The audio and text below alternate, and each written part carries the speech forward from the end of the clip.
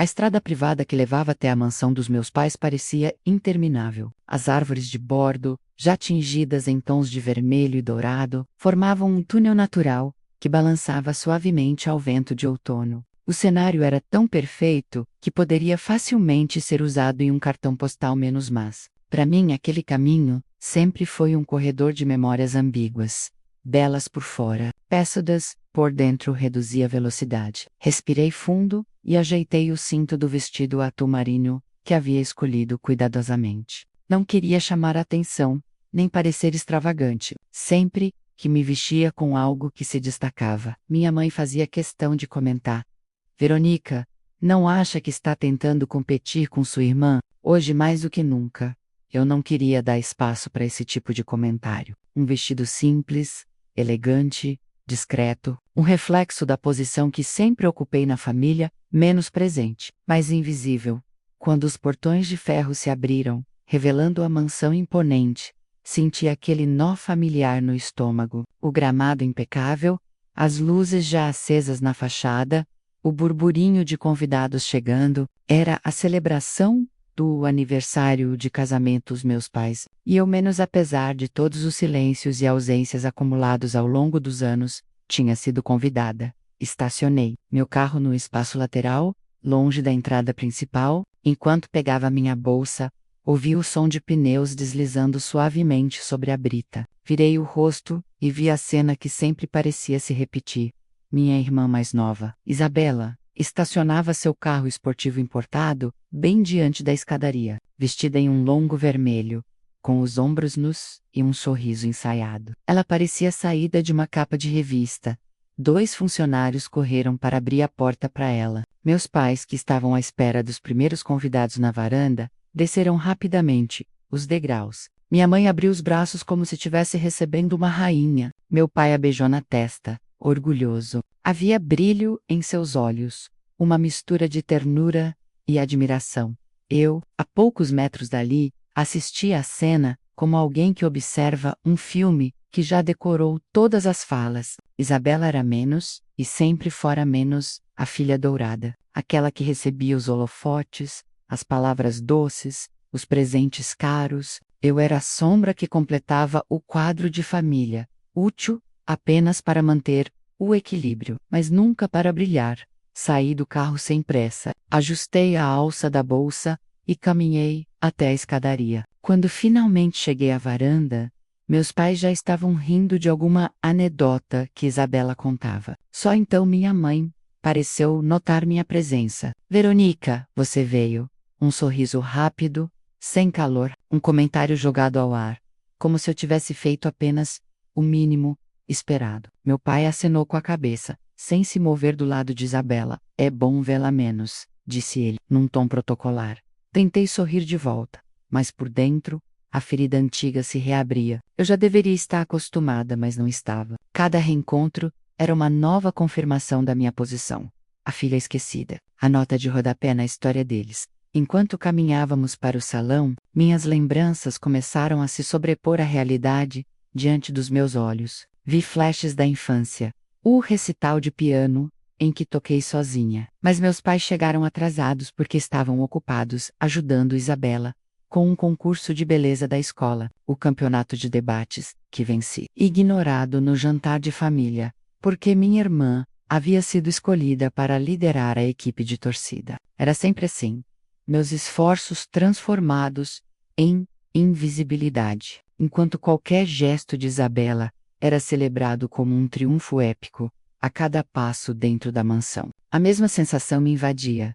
Eu estava de volta a um palco onde nunca me haviam dado fala, apenas o papel de figurante. Assim que atravessei as portas do salão principal, fui imediatamente envolvida pelo esplendor que meus pais tanto adoravam exibir. O espaço estava iluminado por grandes lustres de cristal, cujas luzes se refletiam nas taças de champanhe como se fossem estrelas capturadas e aprisionadas no teto. Arranjos de rosas vermelhas e brancas decoravam cada mesa, o perfume adocicado, preenchendo o ar de maneira quase sufocante. Ao fundo, um quarteto de cordas executava peças clássicas, suas notas deslizando pelo ambiente como uma promessa de elegância e perfeição. Era, sem dúvida, um cenário digno de uma celebração de conto de fadas, mas para mim, aquele brilho sempre escondia uma sombra. Uma recepcionista me entregou um cartão com o número da minha mesa. Segui até o canto mais afastado do salão, onde as luzes eram menos intensas e o som da música chegava abafado. Minha mesa ficava praticamente colada à saída de serviço, como se tivesse sido estrategicamente posicionada para que eu pudesse estar presente. Mas invisível, uma ótima oportunidade para fazer networking, comentou a organizadora, com um sorriso polido. Eu reconhecia o eufemismo.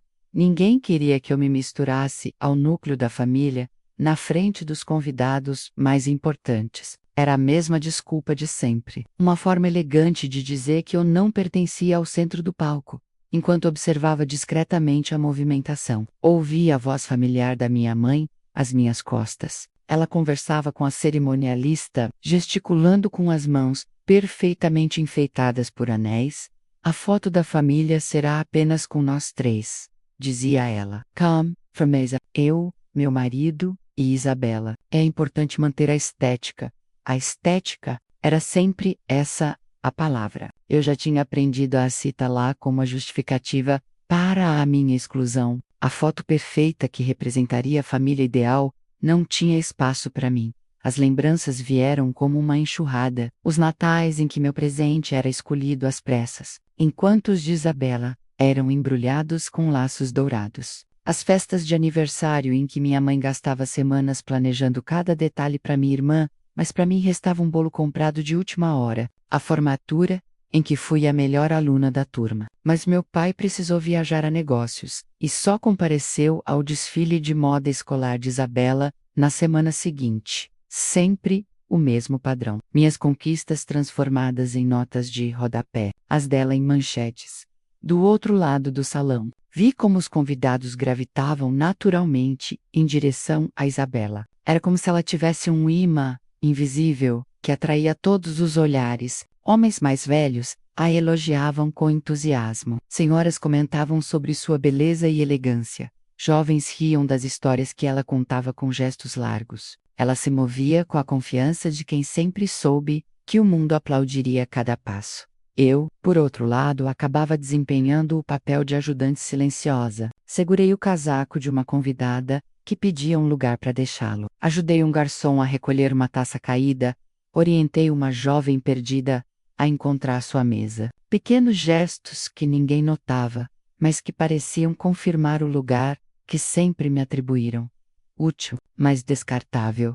Tentei me convencer de que não me importava, de que já havia construído uma vida sólida fora dali, longe do controle da minha família. Ainda assim, a cada risada compartilhada com minha irmã, a cada olhar orgulhoso de meus pais em sua direção, sentia a velha ferida arder de novo.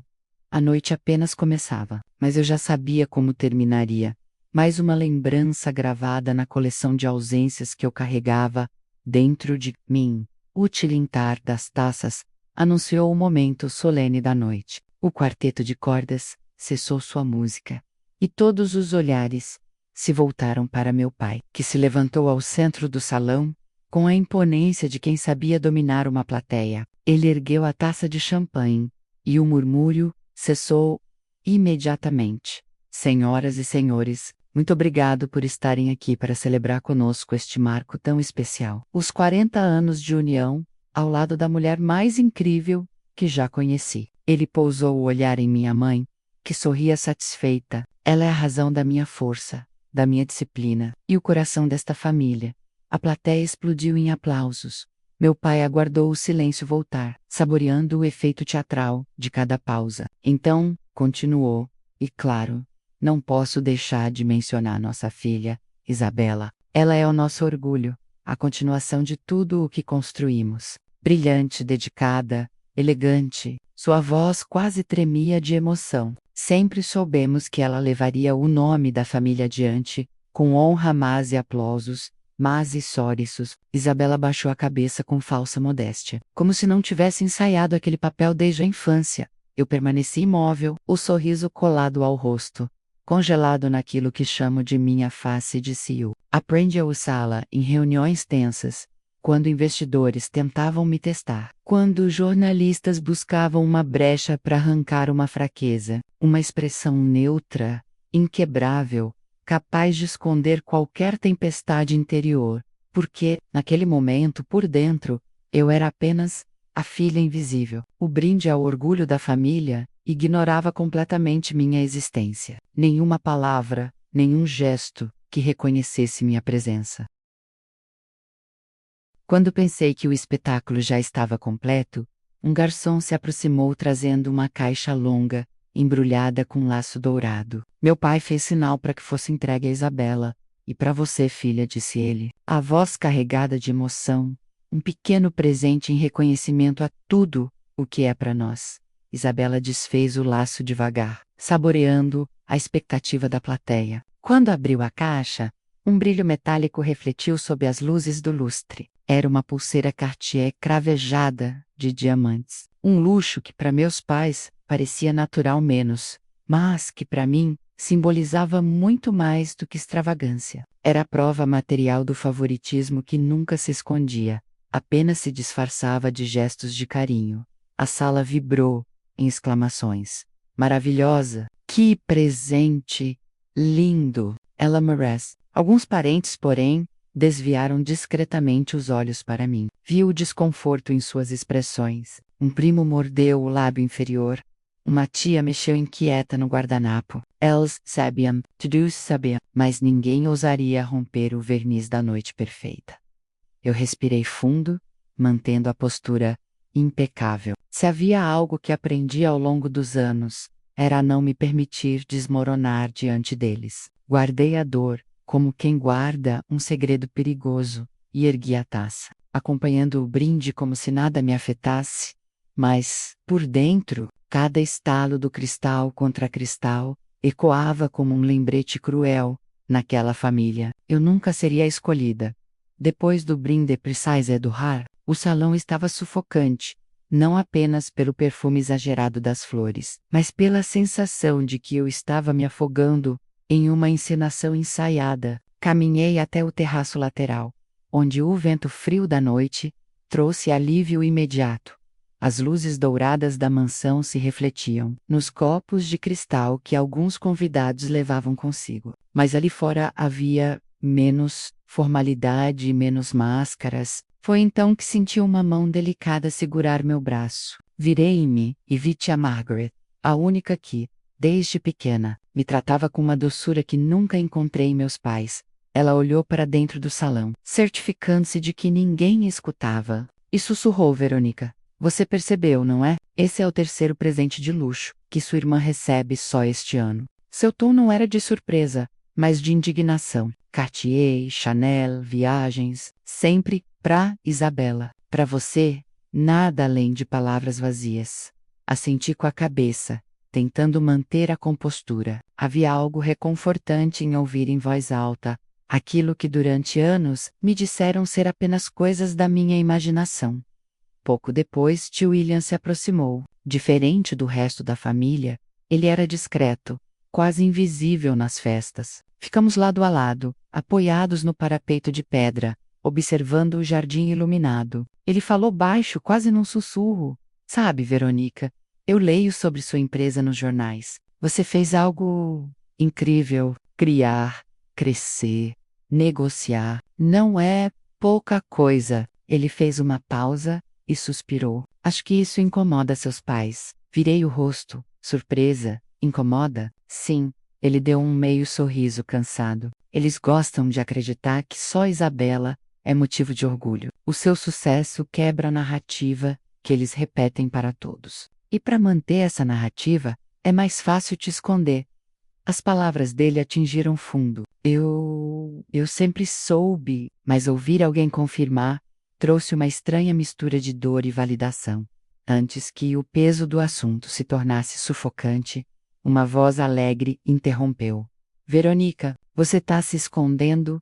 Aqui fora, era Helena, minha amiga de infância, que por coincidência também estava no evento. Ela ria, equilibrando uma taça na mão, como se fosse parte de uma coreografia. Lá dentro estão disputando quem elogia mais a Isabela. Eu juro que, Se ouvir mais um, ela é um exemplo. Vou pedir para o quarteto tocar rock, só para quebrar o clima. Ri pela primeira vez naquela noite. Helena sempre teve o dom de transformar o amargo em algo suportável. Conversamos por alguns minutos e percebi que, mesmo em meio àquele ambiente sufocante, havia pessoas que enxergavam além da encenação. Enquanto voltava o olhar para dentro do salão, onde Isabela brilhava sob os holofotes, compreendi algo novo. Talvez eu nunca tivesse espaço no palco da minha família, mas havia quem me reconhecesse, quem me apoiasse sem condições. Eu não estava tão sozinha quanto pensava. E essa percepção, mesmo pequena, começou a acender em mim uma chama que há muito tempo parecia apagada. A música e os risos continuavam ecoando pelo salão, mas eu já não tinha energia para fingir interesse. Aproveitei um momento em que ninguém prestava atenção e subi silenciosamente as escadas da mansão. Conheci cada degrau, cada rangido escondido, como se minha infância ainda estivesse gravada ali. Meu objetivo era simples: me refugiar por alguns minutos no meu antigo quarto, aquele espaço que, em teoria, deveria guardar fragmentos da minha história. Abri a porta devagar, quase com receio de estragar a memória que guardava, mas o choque foi imediato. O quarto que um dia fora meu já não existia. No lugar das paredes em tom lilás, que eu mesma havia escolhido, havia agora um papel de parede dourado, com molduras brancas. A escrivaninha onde eu passava noites inteiras estudando desaparecera. No centro do cômodo, uma penteadeira imensa com luzes cercava fotografias de Isabela, em diferentes fases da vida: concursos, viagens, premiações sociais. Um verdadeiro altar. Meu coração afundou. O espaço que deveria ser o testemunho da minha existência havia se transformado em um santuário dedicado à minha irmã. Caminhei pelo quarto como uma intrusa. Passei os dedos sobre porta-retratos reluzentes, todos dela. Abri o armário, roupas novas vestidos do Greif, nenhum vestígio das minhas coisas. Por um instante, senti como se minha própria história tivesse sido apagada, substituída. Mas então percebi, num canto escuro do closet, uma caixa de papelão amassada. Ajoelhei-me e a puxei para fora. Dentro, amontoados sem cuidado, estavam meus antigos diplomas, medalhas, certificados de competições escolares. Reconheci até mesmo um troféu de debate, com a plaquinha parcialmente quebrada. Era como se todas as minhas conquistas tivessem sido empurradas para o esquecimento, literalmente guardadas numa caixa, sem valor. Segurei aquele troféu, com força. Uma raiva silenciosa misturada à tristeza tomou conta de mim. Para a Muse Pace, eu nunca passara de uma nota de rodapé. Foi nesse momento que algo me chamou a atenção. No fundo da caixa, entre papéis dobrados, havia um livro, Jane Eyre. O exemplar, gasto e amarelado, tinha sido da minha avó materna, Helena. Lembrei-me imediatamente dela, a única pessoa que na infância realmente me ouvia. Peguei o livro com cuidado e, ao folheá-lo, percebi um envelope escondido entre as páginas centrais. Com as mãos trêmulas, abri o envelope. Dentro havia uma carta escrita de próprio punho. Reconheci a caligrafia firme da minha avó. Minha querida Verônica, se você está lendo esta carta, significa que encontrou aquilo que guardei apenas para você. Sempre soube que, nesta família, muitas vezes seu valor seria diminuído. Não por falta de brilho, mas porque o brilho dos outros ofuscava injustamente o seu. Eu via dia após dia seu esforço e sua coragem em silêncio. Quero que saiba, você não passou despercebida. Deixei em seu nome um fundo de investimento, que será liberado quando você estiver pronta. Não para comprar amor ou reconhecimento, mas para que você nunca dependa de quem não sabe te valorizar. Use esse recurso para construir o que quiser. Sua vida, seus sonhos, sua liberdade. Você não precisa mendigar espaço em mesas onde nunca foi convidada de verdade. Crie sua própria mesa. Com amor eterno, Vovó Helena.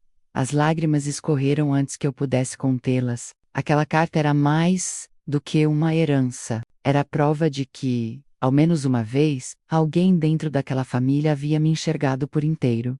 Ali, naquele quarto que já não era meu, percebi. Eu não precisava mais esperar por validação. Minha avó havia me deixado a chave, não apenas de um futuro financeiro, mas de uma liberdade emocional que eu nunca ousara reivindicar. E foi naquele instante que algo dentro de mim mudou para sempre. Desci as escadas em silêncio, mas desta vez sem o peso de antes. A carta da minha avó ainda queimava dentro do bolso do meu casaco, como se fosse uma chama que me empurrava para frente. Lá embaixo, a festa seguia no auge, taças tilintando, risadas exageradas, músicas que tentavam mascarar o vazio. Ninguém notou quando passei pela porta principal. Ou, se notaram, preferiram ignorar. O vento frio da noite bateu no meu rosto, e pela primeira vez em muito tempo, respirei fundo sem sentir aquele nó na garganta. Meu celular vibrou. Logo depois. Eram mensagens da Isabela, onde voca esta? Preciso que você volte. Não seja dramática, é só um jantar de família. Pelo amor de Deus, Verônica, não me deixe mal. Olhei para a tela, li cada palavra e simplesmente desliguei o aparelho. Não havia mais espaço dentro de mim para esse tipo de chantagem emocional.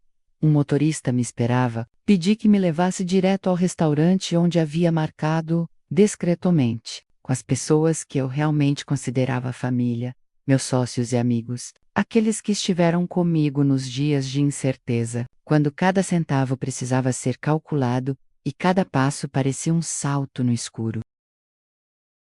Ao chegar, fui recebida com abraços calorosos e sorrisos genuínos. O restaurante era elegante, iluminado por lustres modernos, mas o que importava era a energia da mesa. Ali não havia disputas de ego nem comparações, apenas companheirismo, entre brindes e pratos requintados. Um de meus sócios recebeu uma notificação no celular e se levantou com euforia. Acabou de sair nos jornais financeiros, anunciou, mostrando a tela para todos. A aquisição foi confirmada. 75 milhões de dólares, Verônica. É oficial. Por um instante, senti meu coração parar. Aquele projeto que eu havia começado, em silêncio, sem apoio, sem aplausos, agora era manchete. Não porque eu tivesse precisado da validação, mas porque o reconhecimento provava o quanto a persistência valeu a pena. Os aplausos que se seguiram foram diferentes dos que eu já ouvira em qualquer jantar da mansão. Não eram vazios, não eram por obrigação, eram verdadeiros, nascidos de pessoas que sabiam o quanto eu tinha lutado. Enquanto brindávamos, um dos amigos colocou discretamente sobre a mesa uma fotografia antiga emoldurada. Encontrei isso na casa dos meus avós, guardada com recortes de jornais da época. Achei que você gostaria de ter. Era minha avó, Helena, ainda jovem, sorridente, de vestido elegante e postura altiva. A imagem irradiava força e independência. Senti os olhos marejarem novamente, mas desta vez não de tristeza menos e sim de orgulho. Beijei a foto e a segurei contra o peito. Ali estava a prova de que o legado dela não era apenas financeiro. Era coragem, era liberdade. No meio de risadas, taças tilintando e abraços sinceros, percebi que finalmente estava no lugar certo. Não com a família que me apagava, mas com a família que eu escolhera menos, aquela que me via, me apoiava e celebrava cada vitória como se fosse sua. E, pela primeira vez, não senti falta de nada. Na manhã seguinte, acordei com uma clareza quase cirúrgica. Não havia mais medo, nem hesitação. Depois de anos sendo a sombra na própria família, eu finalmente tinha as cartas certas nas mãos. Era hora de um acerto de contas. Enviei uma mensagem simples para o grupo da família.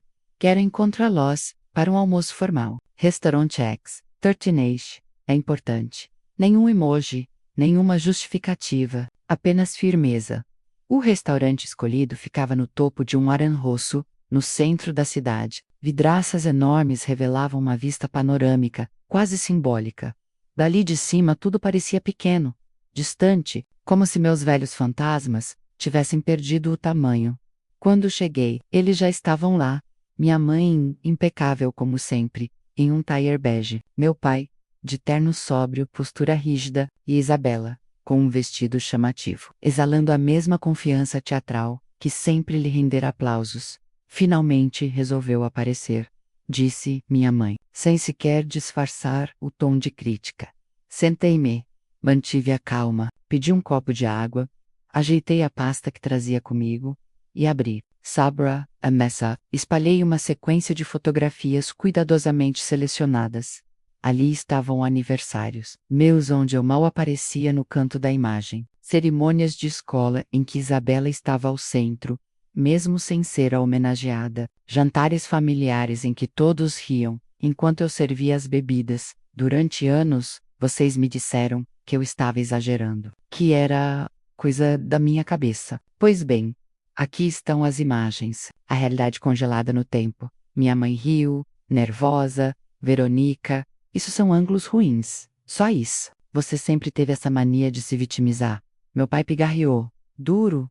O que você quer com isso? Atenção. Precisa mesmo criar esse espetáculo? E Isabela, como sempre, se fez de mártir. Você está sendo cruel. Mamãe e papai sempre deram tudo. Noah Bass. Quer manchar a imagem da nossa família? Respirei fundo. Não deixaria a velha dinâmica me engolir. Então tirei do bolso um envelope amarelado, já aberto, e o coloquei sobre a mesa.